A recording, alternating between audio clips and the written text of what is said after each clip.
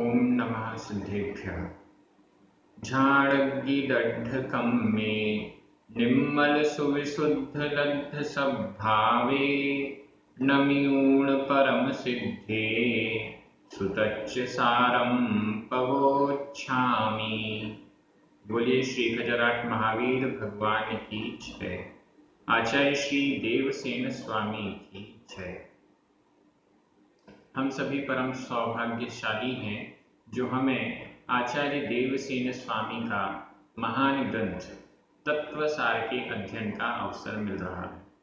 इस ग्रंथ में आध्यात्मिक रहस्यों को बड़ी सरल शब्दावली के साथ प्रस्तुत किया गया है। आज हम दो गाथाओं का अध्ययन करेंगे, क्रमशः गाथा क्रमांक 30 और 31। ये दोनों गाथाएं बहुत सरल हैं लेकिन महत्वपूर्ण हैं।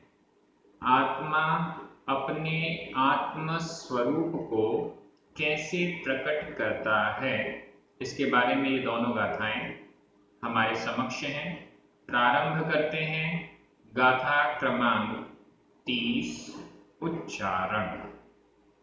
जह जह मण संचारा, मण संचारा इंद्रिय विषया, इंद्रिय विषया वि उपशमम्, उपशमम् जन्ति, जन्ति तः, तः पयडै, पयडै अप्पा, अप्पा अप्पाणम्, अप्पाणम् जह णहे, णहे सूरो, सूरो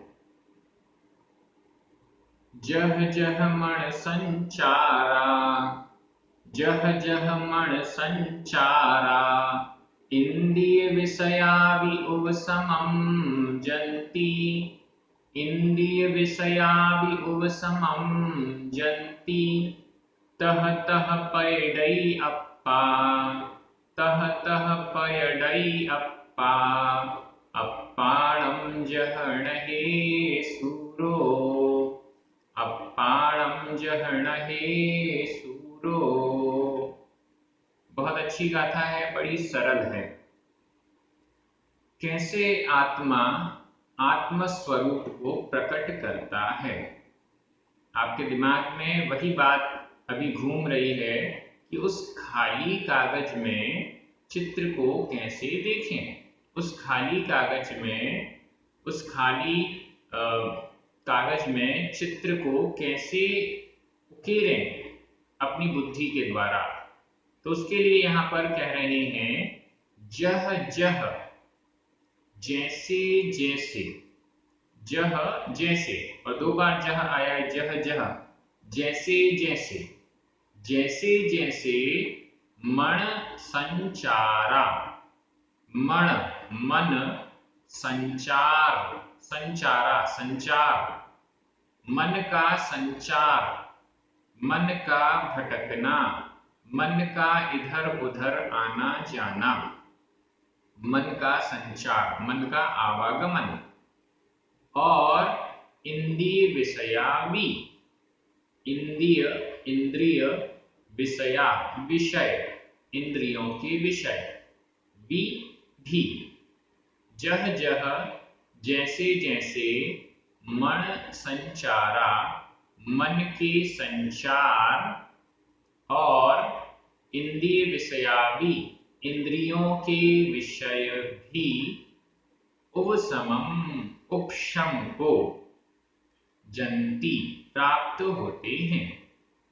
जैसे जैसे मन के संचार और इंद्रियों के विषय उपशमम्, उपशम को, जन्ति प्राप्त होते हैं, वैसे वैसे, नीचे लिखा है तह तह, वैसे वैसे, जैसे जैसे ये कार्य होता है वैसे वैसे वह कार्य होता है। कितना स्पष्ट किया जा रहा है।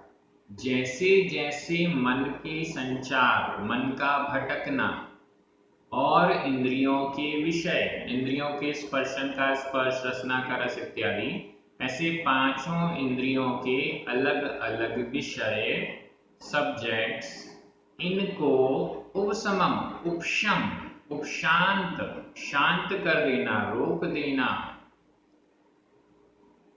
जंती होते हैं। जैसे जैसे ये उपशम को प्राप्त होते जाते हैं, जैसे जैसे ये उपशम को प्राप्त होते जाते हैं, वैसे वैसे पैडई अप्पा, अप्पा अप्पा आत्मा पैडई प्रकट करती जाती है, वैसे वैसे आत्मा प्रकट करती जाती है। किसको प्रकट करती जाती है? अप्पाणम, आत्मा को।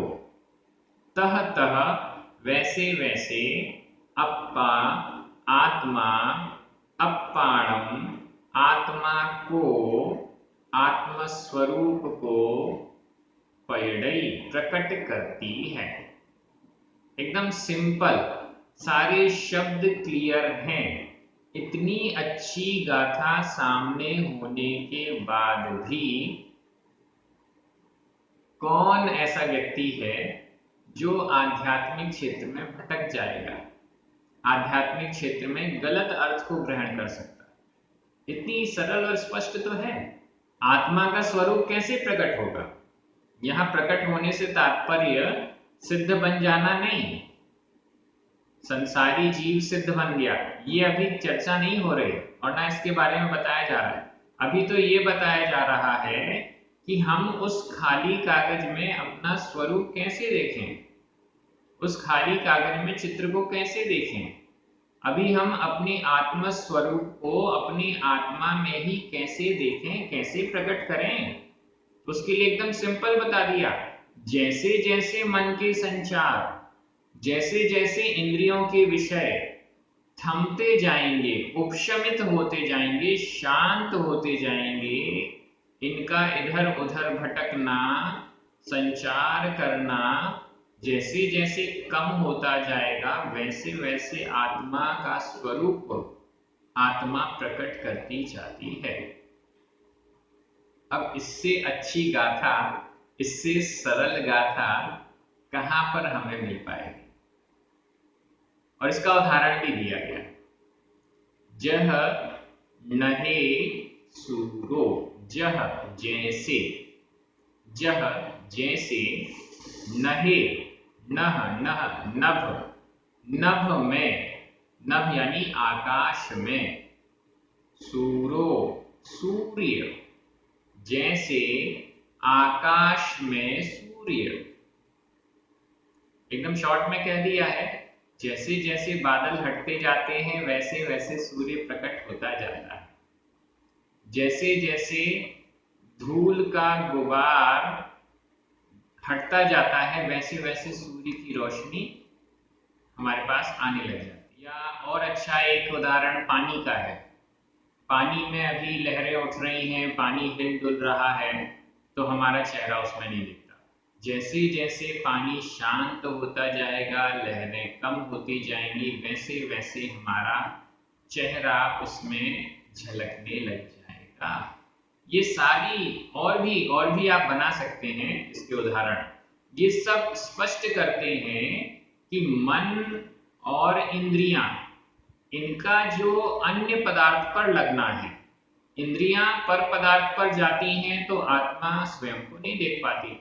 जब सीधी सीधी बात देखिए, सैद्धांतिक दृष्टि से इंद्रियां एक समय में एक ही विषय को ग्रहण करती हैं। फिर से सुन लीजिए, इंद्रियां एक समय में एक ही विषय को ग्रहण करती हैं। ये बात अलग है, इतना फास्ट काम होता है कि हमें लग रहा है कि हम वीडियो को देख भी रहे हैं, सुन भी रहे हैं, लेकिन जिस समय हम सुनते हैं उस समय हमें देखने में नहीं आता। एक एक समय की बात होती है, देखा सुना देखा सुना देखा सुना, ये सब साथ में हो रहा है, तो हमें ऐसा लगता है कि ये सारी चीजें साथ में हो रही हैं।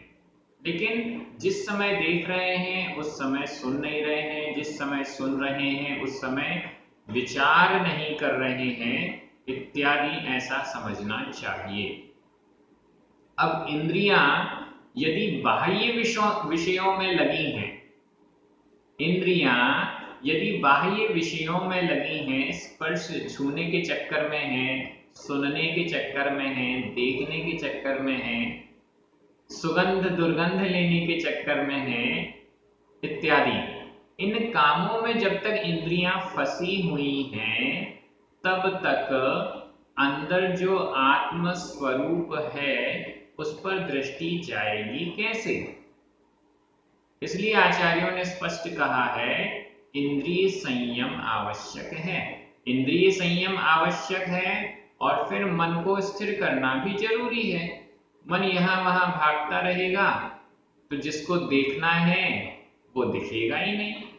सामने यह स्वाध्याय का वीडियो चल रहा है और आपका मन इधर उधर है, यहाँ का विचार वहां का विचार, तो फिर यहाँ जो समझाया जा रहा है आप सुनते हुए भी नहीं सुन पाएंगे, आप देखते हुए भी नहीं समझ पाएंगे। क्यों? क्योंकि मन कहीं और है। जब मन कहीं और भाग रहा है, इंद्रियां किसी और विषय को चुन रही हैं, तो आत्म स्वरूप प्रकट होगा कैसे? नहीं हो पाएगा। तो सबसे बढ़िया और सरल गाथा सरल तरीके से यहाँ बता दी गई। जैसे जैसे मन का संचार और इंद्रियों के विषय कंट्रोल में आते जाते हैं, वैसे वैसे आत्मा आत्मा को प्रकट करती है। थोड़ा सब आपको अब तो समझ में आ गई होगी। ये बड़ी अच्छी गाथा है। अन्वय कर रहा हूँ, आपकी नजर शब्दों पर जाएगी और अर्थ आपके दिमाग में चलना चाहिए।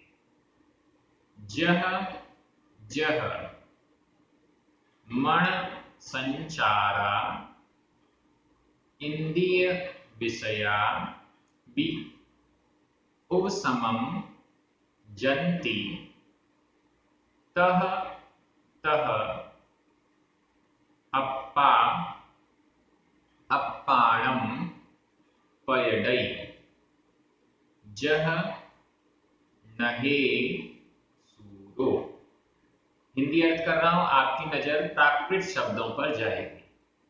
जैसे जैसे मन के संचार और इंद्रियों के विषय भी उपशम को प्राप्त होते हैं, वैसे वैसे आत्मा आत्मा को प्रकट करती है, आत्म स्वरूप को प्रकट करती है। जैसे नभ में, आकाश में सूर्य। अब विभक्तियां और देखें, क्योंकि विभक्तियां भी क्लियर नहीं की हैं तो कई जगह आपको संशय हो रहा होगा। जह जह तह तह वी, ये तो सब अव्यय हैं, इसमें कोई विभक्ति नहीं। मण संचारा और इंद्रिय विषया, ये दोनों ही प्रथमा विभक्ति के बहुवचन हैं। मन का संचार ये एक नहीं है, मन के संचार इधर उधर। इंद्रिय के विषय ये एक नहीं है, इंद्रियों के विषय। 5 इंद्रियां हैं, पंचेंद्रियों के विषय वो भी अलग अलग बहुत सारे हो सकते हैं। तो यहाँ पर मण संचारा इंद्रिय विषया प्रथमा विभक्ति का बहुवचन है और इसी कारण से जंती यह भी बहुवचन में है।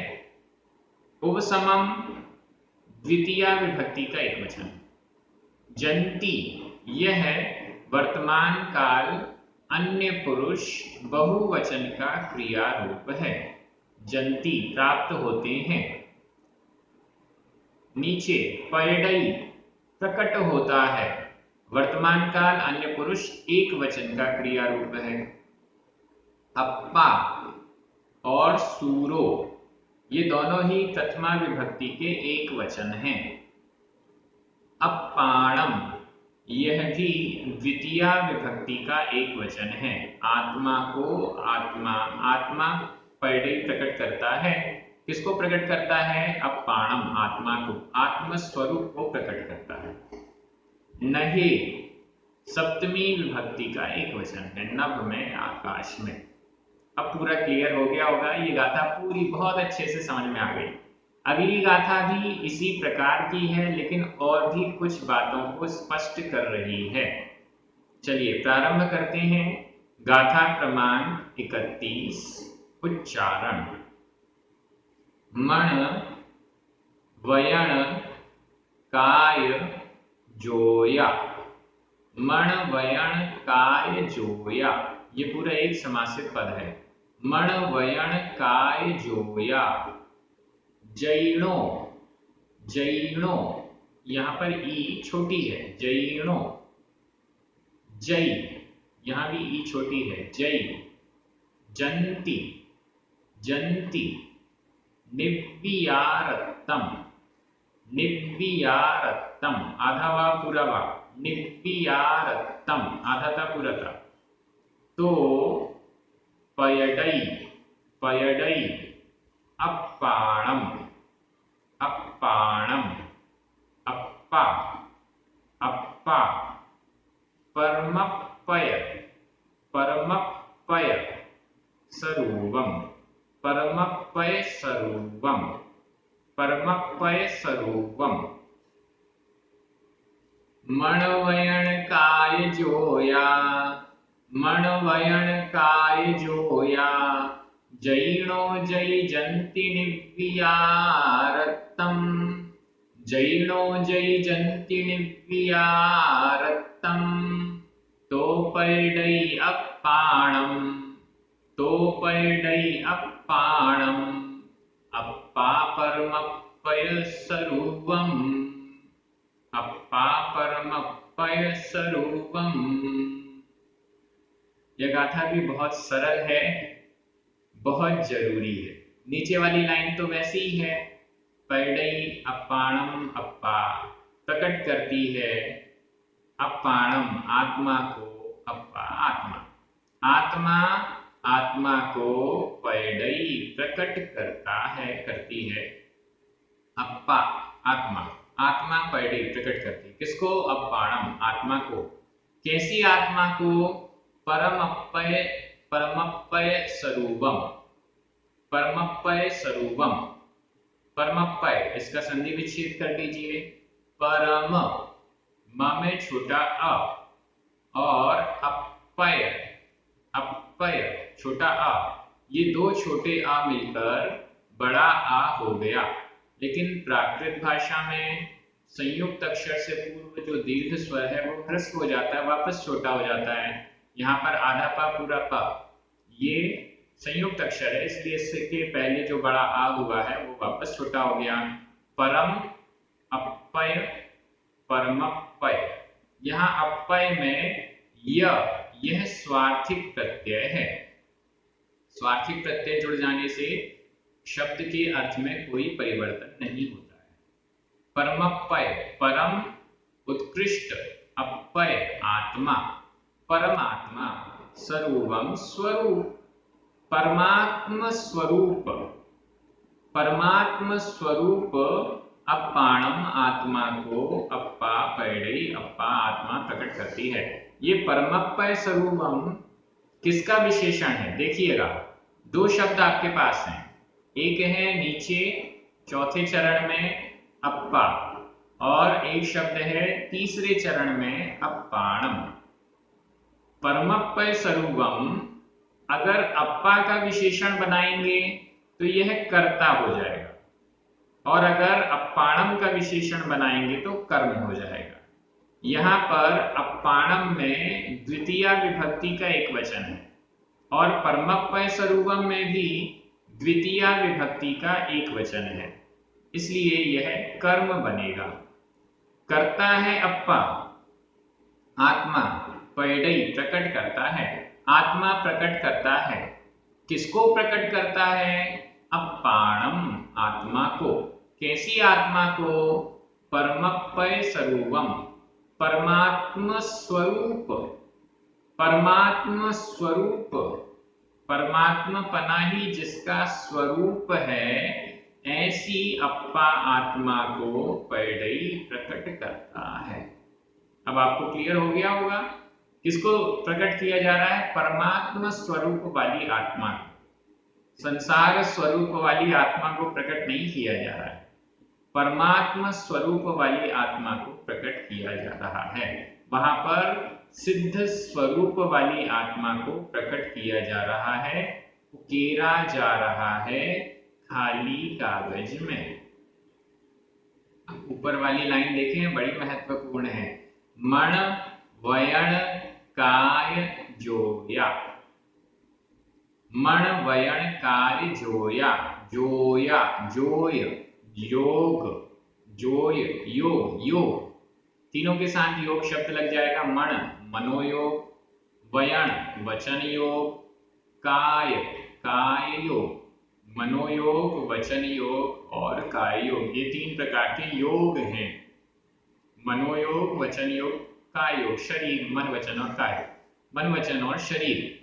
जैनो जैजंती निव्यानक्तम, जैनो जैनो यति के, जै यति, जैनो यति के, जैनो यति के, जै यदि, जैनो यति के, यति यानी मुनि साधु के, जै यदि मनवयण काय जोया, मन वचन और काय योग, जंती प्राप्त होते हैं, निव्यारत्तम निर्विकारपने, निव्यारत्तम निर्विकारत्व को, निव्यारत्तम निर्विकारत्व को, निर्विकारपने को, यदि जै यदि जैनो यति के मुनि के मन वचन काय